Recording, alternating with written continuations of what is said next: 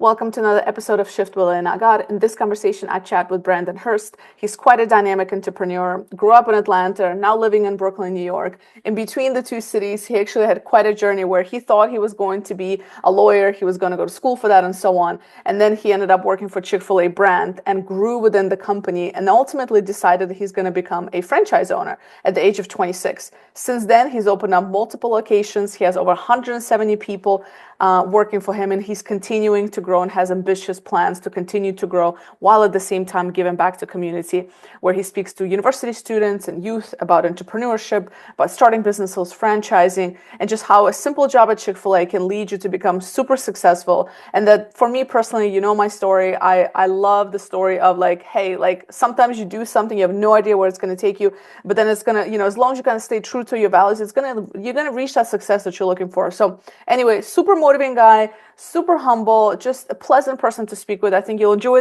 this episode. Let me know what you think as always, and please follow, share, subscribe. This really helps with the reach, and I really appreciate it. Thank you. Brandon, welcome to the Shift Podcast. Thank you. Thank you. It's a pleasure to be here this morning. It's a long time coming. I have to give shout out to Kamina Singh and Human Options for continuously bringing people together. And I'm really grateful for this introduction that she did. So shout out to Kamina. She's amazing. Shout out to Kamina. Isn't she amazing? She's just awesome. The incredible work that she's doing with Human Options. I love it. Absolutely. But today is about you, and I'm really curious to learn more about you. You are an entrepreneur. You've built successful business. We're going to dive into that in just a moment. But before we get into kind of the ins and outs of that, tell me a little bit about who is Brandon, and tell me a little bit about your early upbringings. What did you study? Where did you go to school for? You have quite a academic career behind you. So talk to me a little bit about that. Yeah, absolutely. So, I'm originally from Atlanta, Georgia. Born and raised, and so I had the amazing opportunity to attend the Alabama State University. Go Hornets! Actually, today we are in the tournament playing Auburn University for men's basketball, so we are excited about that. Born and raised in Atlanta, Georgia, which is in the South, and getting used to my Southern roots, and so. I think I've always had the entrepreneurial bug. I was born into a single family, single mother. And so when I just grew up with a lot of love and a lot of grit, a lot of resilience. And I think those principles are instilled in me today. I always share with people, want to know, well, when did you know that you had that entrepreneurial bug? And I tell people it actually started with me selling some dill pickles. And so one day my mom had this jar of dill pickles, and I don't know what came over me, but I decided to sell it to my friends in the neighborhood. And so my mom comes home and she's like, Brandon, what happened to my pickles? And I said, well, Mom, I sold them to my friends in the neighborhood. And so next thing I know, she said, wow, well, how much did you sell them for? And I said, 50 cents. And so she was pretty angry because she was like, as big as those pickles were, you could have at least sold them for $1. And so that day, I remember chasing my friends down the street saying, hey, my mom said you owe me 50 cents more for those pickles. And so that started that kind of entrepreneurial bug. I've always been academically smart. I think that was my outlet. When I think about just some of my upbringing, I was into theater arts and music, marching band all the way through college, which when you think about attending an HBCU, a historically Black college and university, marching bands are huge. And that's actually where I would say I got my introduction to like leading massive organization. When I was at Alabama State, our band program was almost upwards of 350 students. And so that's actually where I also got introduced to the Chick-fil-A brand right around that same time. So I got introduced to Chick-fil-A my sophomore year of college. And if you remember, I told you I'm originally from Atlanta, which is the birthplace of Chick-fil-A, but I knew nothing about Chick-fil-A growing up. I didn't know that. I didn't know that Atlanta is the birth of. I mean, who doesn't love Chick-fil-A, first of all? But I never knew that. That's interesting. Yeah. So Chick-fil-A, Atlanta, knew nothing about it growing up, and I actually had a friend that was like, Brandon, Chick-fil-A is hiring. I think you would be a good fit for it. And to be honest, I was on path to go to law school. That was always my original aspirations. I wanted to finish business school, go to law school, and go work on Wall Street. So I had my whole plan mapped out for me. But just like any other college student, I was a broke college student. So I needed to work while I was in school. And I was already making my rounds on the circuit, on the quick service circuit. So I had worked at some of our other competitors, such as McDonald's, Taco Bell. But I've always had this innate like drive. I was always doing something, I guess because my mind just won't allow me to rest sometimes. So it would be from school to work to extracurricular activities to repeating the cycle all over again. And when I started at Chick-fil-A, there's just something uniquely different about this brand. And so the spirit of curiosity just be continued to grow. And I had a mentor of mine that really poured into me that was like, hey, Brandon, have you thought about long-term career options with Chick-fil-A? And it's like, nope, still got blinders on, law school, who builds a career out of working at a fast food restaurant? That was me. That was my mindset. Hmm. And so there came a time I was getting ready to graduate undergrad and I came into a fork in the road. I had just completed an assignment in Chicago, which was a brand new market for Chick-fil-A. And I still had this goal of going to law school, but Alabama State had just offered to pay for my master's in accounting. And so I'm like, man, what do I do? This is a huge decision that I have to make because on one hand, I had fallen in love with this brand and I was excited about the endless possibilities, but then I also knew law school, but a free master, who turns down a free master's? Hmm. And but I did. I remember I had a freshman professor, Dr. Shirley Jordan. She gave me this book called Take the Risk by Dr. Ben Carson. And one of the things that was so profound about the book is oftentimes when we're assessing risk, we think about what's the worst that can happen versus what's the best that can happen. And so I turned down a free master's, put a pause on going to law school, all to take a $12 an hour job in Chicago, which was a brand new city for the Chick-fil-A brand. I knew nothing about Chicago, if you will. Didn't have a support system there, but I was just hungry and I knew that there was something deeper that was calling me to this brand. So I drove 14, literally 2 weeks after walking across undergrad stage. I drove 14 hours straight to start a brand new life in Chicago. Spent almost 2 years there, still completed my MBA, ended up having to pay for it out of pocket. But nevertheless, I crossed the finish line. And I think today that's what's most important. And so after almost 2 years spending in the Chicago market, helping to establish the Chick-fil-A brand and work with other local franchise owners, that's when I joined Chick-fil-A's leadership development program, which is based out of Atlanta. And so essentially, what this program allows you to do is to hone and sharpen your leadership skills and learn a little bit more about the business holistically while supporting local franchisees and owners in the field. And so, for a period of almost 3 years, I was on the road traveling across the country 50 weeks out of the year supporting local franchise owners to help them support their businesses. And so, about halfway through that, the light bulb just clicked. I remember I had another friend of mine who's also a franchisee today. She said, Brandon, do you realize Chick-fil-A is going to one day go to New York? And I was like, what? Like that, do you not know that's a lifelong dream of mine to go to New York? And so the conversation started to flow and I started to become a little bit more intrigued about the franchise opportunity. Started doing my own research, looked into other franchise concepts. Obviously, I was exposed to other brands and their models. And so just trying to understand the nuances and differences. But I think the one thing that always kept me grounded was just my natural drive and love for entrepreneurship, right? And so fast forward, I'm 26 years old. I get the opportunity of a lifetime to open my first franchise in downtown Baltimore. At the time, New York was still under development. We hadn't had any physical locations in New York City just quite. And so I was coming at the end of my program or my time in the program for the leadership development program. And so I just needed opportunity to cut my teeth, if you will. And so that's actually how I opened my first franchise in downtown Baltimore in the harbor at the age of 26. And so I did that in 2015 and was there for almost 4 years before relocating here to Brooklyn, New York, to open the first two Chick-fil-A's in downtown Brooklyn.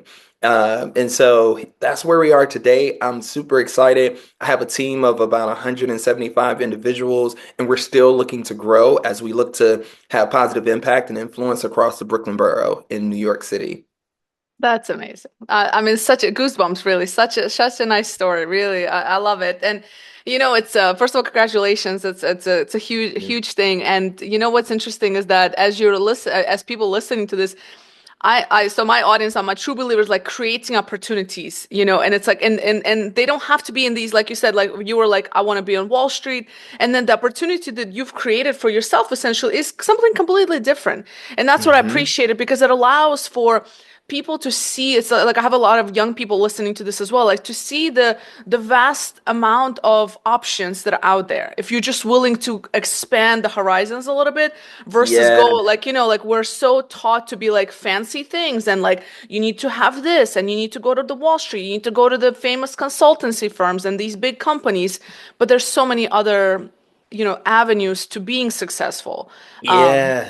And my encouragement to the young listeners and people in the audience, I would say use your early years to explore as much as possible, right? I always say two things.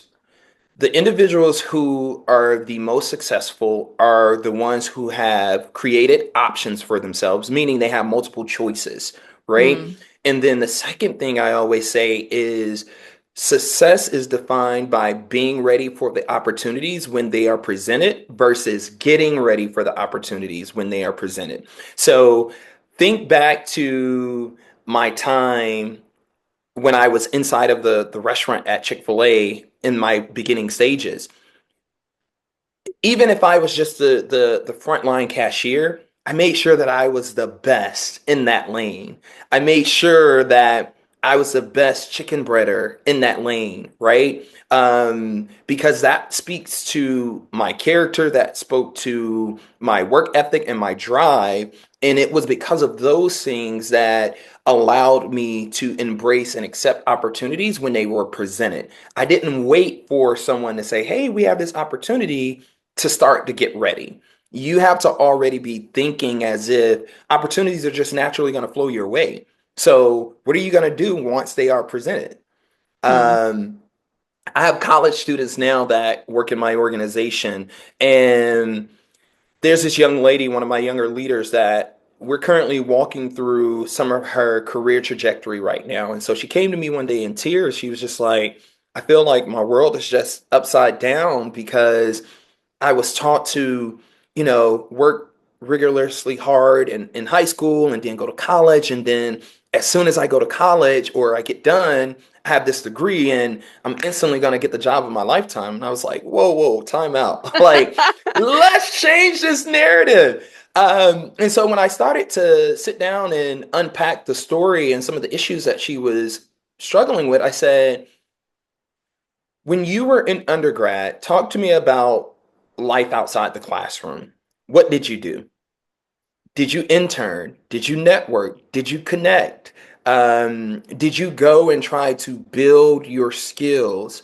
Um, I think that was one of the things that enabled and catapulted my career. When I was working, I had an opportunity. Let's, for example, I'm in business school and we're learning about just-in-time inventory. I would go to work that afternoon and my boss would say, hey, Brandon, guess what? Today I want you to learn how to do inventory. And I'm like, no way. I just got done learning about that in the classroom. Yeah. And so, what was so unique about that was the opportunity to apply classroom academics to real world experience simultaneously.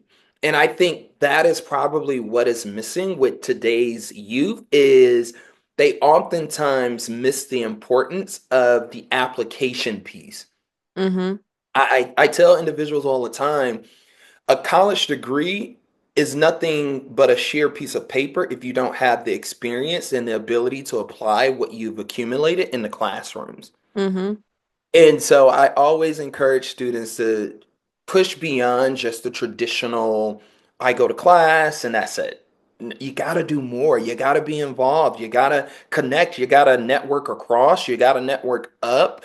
And it's just so crucial. Absolutely. It's my audience again knows this about me, but I always talk about my first job, which was at Subway, and I was 15 years old, and I've had a job ever since, and multiple jobs at the same time.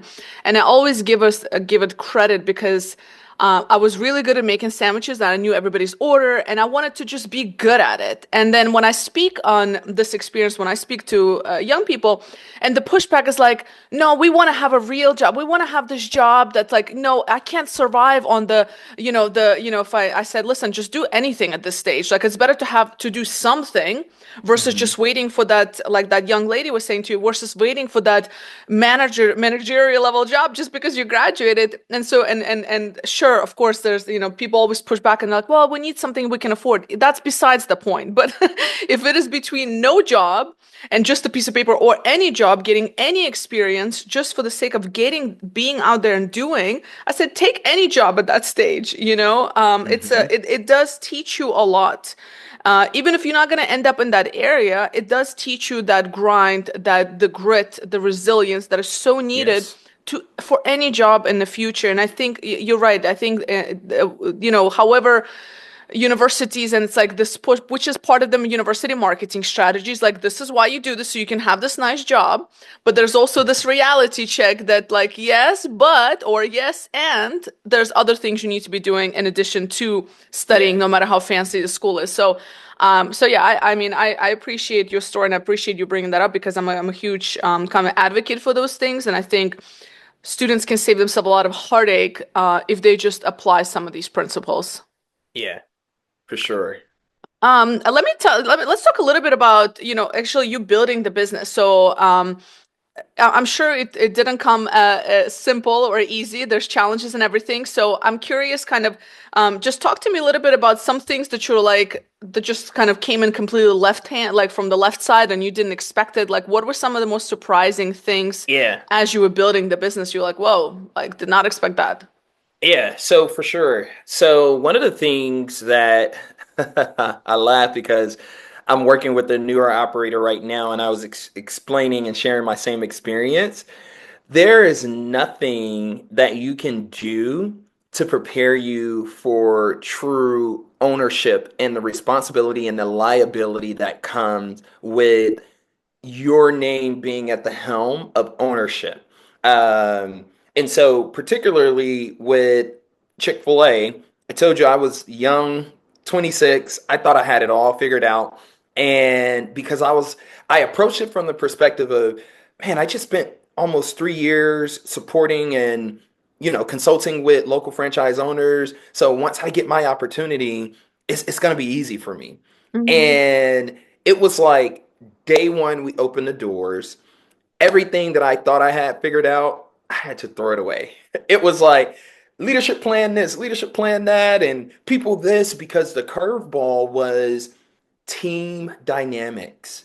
And this journey that I've had over the last 10, 12 years in entrepreneurship, it was really about casting a vision, understanding how to rally other individuals around that vision, and how do you keep everybody moving in the same direction, in the same page. I told you earlier that I have an organization of 175 individuals, and that takes intentionality for me to be able to come in, cast vision, and constantly remind individuals of what that vision looks like, and then to create buy-in for that, especially when you have so many different varying personalities, and some individuals may want to pursue it this way and pursue it another way. And that's probably the biggest challenge that I face in my early on stages. And then also understanding that oftentimes the misconception about getting into this particular space is that the name itself, the brand itself, will be sufficient. And that is far from the truth. I want to be able to, debunk that myth around. There are a lot of things when I walk into the restaurant, it's no different if I open Brandon's Rib Shack. if it was just me and you take Chick-fil-A, the brand name, out of it, I have to be the chef sometimes. I have to be the general manager. Sometimes I have to be the front counter cashier. I have to intercept guest issues and engage with my guests that are dining with us, and whether it is I take out the trash, I clean the equipment, all of those different things, because that is the essence of a true restaurateur. And so that's another obstacle and or mindset that I had to develop around. It's not just, hey, here's a great opportunity, let me sit back and relax. No, you really have to get in and get engaged and get involved, because you have so many other individuals that are depending on your leadership, your resilience, your direction, the vision that you cast. So I'd probably say those are the two biggest things that I had to struggle with in the early stages of building the business today. Mm. So 170 people is a lot of people to manage. And one of the questions I get from my audience and quite often is like, okay, well, how do you build those leadership skills? Like, how did you learn? Like, was it purely through like trial and error? Was it through mentorship? Was it through like leader? Like, how did you build the ability to manage successfully because you're growing continuously? Now you have Yeah. this whole hospitality group, like a restaurant group, right? So hmm you've expanded. So how like what was it that helped you reach to where you are today? Yeah. So the answer is D, all of the above. It's a combination of all of the above, from trial and error, mentorship, but I would probably say at the top of the list is intentionality, right? Intentionality meaning I had to recognize the position and the impact and the influence that I carry. And there's this theme that's out in the leadership space, and I'm paraphrasing here, but it's around the law of the lid. And essentially what that talks about is I, as a leader, if I stop growing, right, I automatically put a cap and a lid on the individuals who want to follow me. And so I've always had this adoption of philosophy of, hey, I want to be a student for life. And Mm, so that's where the intentionality starts. And so when I think about developing my leaders, it starts with that. Am I intentional about growing myself? And that is whether I'm learning a new topic, a new subject, or I'll tell you one thing I'm working on right now is how to make sure that I stay connected to the up and coming generations, because it's just you different. and I both. Yeah, Listen. it's different. And so I Yeah. don't want to miss that mark because I understand that they are the future workforce. And so I want to be able to stay connected and engaged with them, especially as I welcome and embrace them into our organization. And it's just a plethora, a combination of all of the above. You need someone that you can, you know, bounce ideas off of, and that may come in form of a really great friend, maybe someone who's in the business with you or outside, someone that could give you an external perspective. That may show up in the form of someone that is a mentor for you. But I am constantly reading. One of the books that I'm reading um, right now is by Liz Wiseman, and it's called Multipliers. So again, intentional. And one of the things that she talks about in her book is what I call, or what she calls, accidental diminishers. And essentially, what it is you have some leaders that have the really huge intent to be good, right? But sometimes that good shows up in the form of negative, Mm, um, because we're not intentional about how are we multiplying ourselves? How are we pulling out the best in other individuals around us so that we can continue to scale and grow the organization? And so I really love things like that to kind of help shape my own leadership journey and just what I instill in the leaders that work for me. I said earlier I have 175, but out of that 175, I have about 30 plus that are kind of in that leadership tier. And hmm we define leadership as probably the lowest tier is someone that's coming into our organization as a trainer, and then all the way up to my director levels who help supports the day-to-day operations of the business. Hmm. So as you're growing, a big part, at least this is what I see in the startup. I've spent many years in the startup world, and as you're kind of growing, you see this in any company, startups or just like franchises, businesses, and it seems that it's easier to build to instill that culture, whatever that culture is. In this case, it's that culture. It sounds like of high performance, of continuous learning, right? Like that's the kind of culture you want to create. So as you're kind of growing, what are the best ways, and as you've grown so far, like what are the best ways to maintain that culture? Like what has been helpful to you to maintain that culture of like, listen, we're a learning organization essentially, right? We want a bit high performance and so on. Like what are some things Hmm. that you do as a leader or you have your leadership team do that helps? Yeah, that's a great question. Probably the biggest aha moment for me was when I sat down and I created what our vision and our mission is, right? Mm, And so I want to put emphasis on our mission, which is to simply love. And for us, that's an acronym. And that is to lead with great tasting food and world class hospitality, offer opportunities of growth, stability, and exposure to new life experiences, value ourselves and each other, and embrace our core values of honesty, integrity, commitment, and the pursuit of excellence. And so, because I was able to sit down and provide clarity around that, everything else in the organization flows through what you kind of have this filter, this structure. So I give you case in point. The O in that love acronym, offer opportunities of growth, stability, and exposure to new life experiences. That is how I make decisions in the business. So when we think about growing and I say, hey, there's a reason why we want to be able to grow the top line or revenue, right? Because we have to understand that the sales enables us to create those opportunities of growth, stability, and exposure to new life experiences. When I have team members that have left my organization and they've been able to travel across the country for the first time, it is because of us being intentional about our mission to simply love.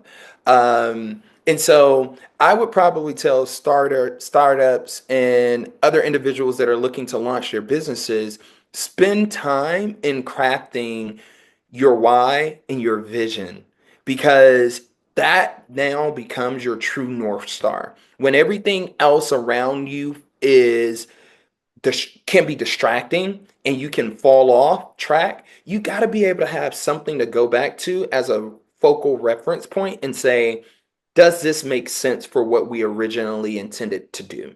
mm, And that has helped us. Um, and even from that mission, we have a very robust leadership development plan that's in place that's centered around that. And so from day one, when you're coming into our organization as a regular team member, you're already being exposed to what the progressive path looks like if you mm, so decide to want to stay within our organization.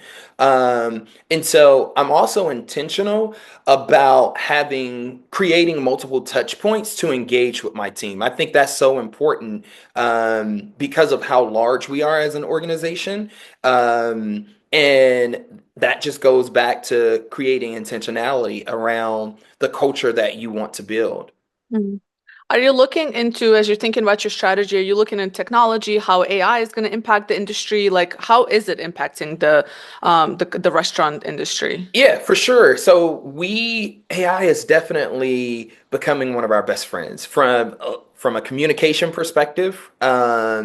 So I have a lot of multiple languages that are spoken within my organization. So when you think about leveraging AI technology as a form of synchronizing communication, that helps, right? To kind Mm-hmm. of keep everybody along the same page.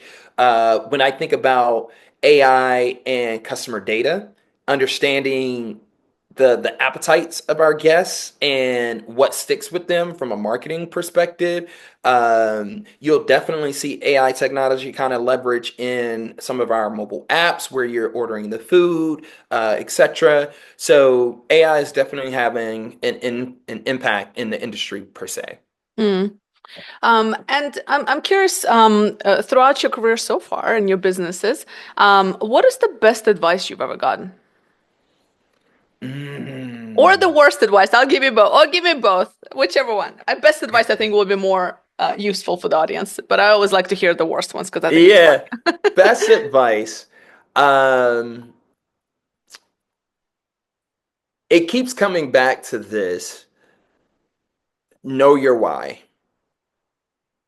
Know your why. Um, because I think when the times get tough Hmm. and the business seem like it is fleeting or failing, if you don't, if your purpose isn't anchored in your why, then you would be just as anchored, right? And so that's probably one of the best piece of advice that I've gotten from my mentors is know your why, know your purpose. Mm, I hear. Spend time understanding that. I think that's the toughest one for a lot of people, because we're again like going back to like that autopilot that like what the society wants, what we're pushed towards, and that's why we end up. I always joke and I say that's how when you hit the midlife crisis at around in your 40s because you've reached the success that as it's been, put on you from the society, and you're like, wait a minute, that's not my why, that's not my success. This is why Hmm. I'm not happy, and then you have the car, you have the house, and you're like, but I'm not happy, and this is when midlife crisis happens, and Yeah, yeah, it's a tough one, but I love that one. I hear that a lot from entrepreneurs. yeah. And you know why it's so difficult is because it's not taught in the classroom. Yeah. Right? There's no curriculum that lists out, hey, today we're gonna come in and sit down and talk about your purpose and your why. Mm, I transparently, I don't think I was introduced to that mindset, that philosophy until I was well into my entrepreneur journey. And I started engaging with business coaches and life coaches, and they started exposing me to a different way of thinking around like, hey, it's one thing to operationally have all of this success going for you, but what else is there? mm, Um, and so now I try to spend time getting individuals within my organizations to understand their purpose and their why. Also, understanding that your time and purpose may not be long lived within my organization, and that's okay. mm, But if this is just a stop along your journey, maximize it, add value to us so that we can add value to you. And then when it's your time to move on, let's do that in a celebratory way. mm. And you know why I also think it's a little bit hard is I think it's almost hard to even I think it's good to talk about these things in school, but it's a process and you have to live life. Like you have to have, and it's not even maybe the number of years on earth, but it's the quality and the Hmm. quantity of your experiences that then helps you shape into who you are and bring that self-awareness. But I think if we don't have exposure to certain things, it's very hard to figure out our why because we don't know yet and we don't know what we don't know. And I think that's the struggle. So like I feel the same way. I mean, I didn't figure out my why till like in my 30s. So like I would say like a late bloomer, but I've had a lot of experiences as Hmm. well. But I think it's a process and it's different for everybody. And I think those that are fortunate to figure out earlier, sooner than later, I think it depends on the exposure that they get and Yep. how they're actually spending their time. Just a couple of last questions for you. You mentioned the Multiplier book. What are some other books that really kind of opened your eyes, shaped the way you think, maybe as a leader, just as a person? Anything, any books Yeah. that you found interesting? So there's this book called Who Not How. Hmm. Then there's another book called Smart Leadership. Then there's another book, one of my favorites, by Ryan Leake, Chasing Failure. Phenomenal.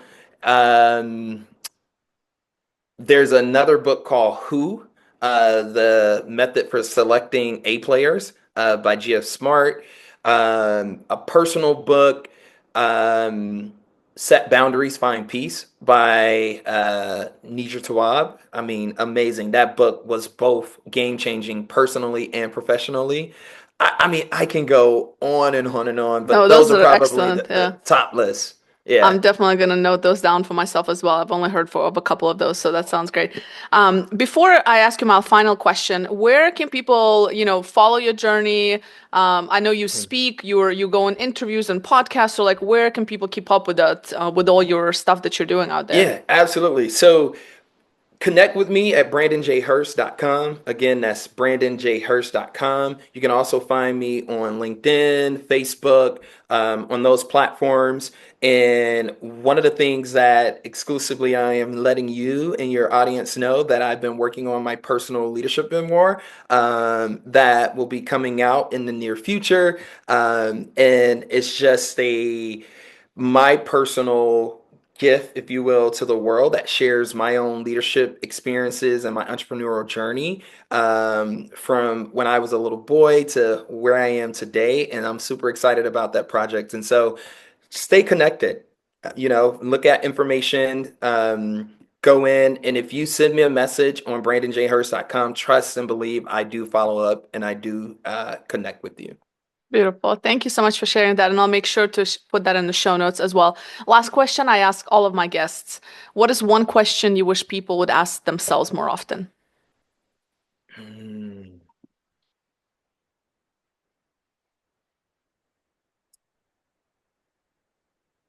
Is my purpose aligned with what the work I am doing today?